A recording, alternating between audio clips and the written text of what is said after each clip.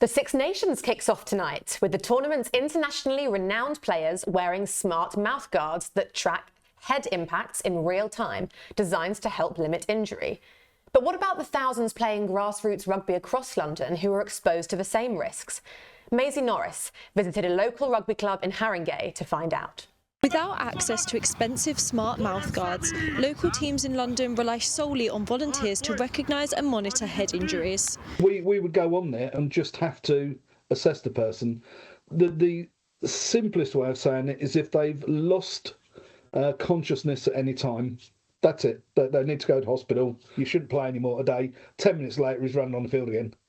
You know, it's the sporting mentality as much as anything else. They want to be part of it. But repeated and untreated concussions can have serious long-term consequences, and Dr. Neil Graham's research focuses on exactly that. On kind of ultra-sensitive brain imaging, we were able to compare the sort of shapes of brains of rugby players and match controls who didn't do rugby, and we saw some patterns of shrinkage or atrophy, also reduced volume frontally.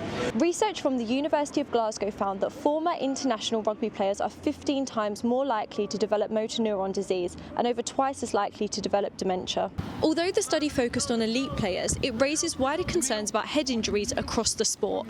And for many local players, regular concussions are nothing new. You're meant to give it about 30 days for the concussion, but generally I would kind of leave it like a week or two and then continue playing. Actually, there was no first aid on the site. It was just the coaches. They sent me straight to the A&E. The evening after I got concussed, I went out and had beers with the boys. That's what you do. While elite players benefit from cutting-edge technology, for local London clubs, the challenge of making the game safer remains the same. Maisie Norris, City News.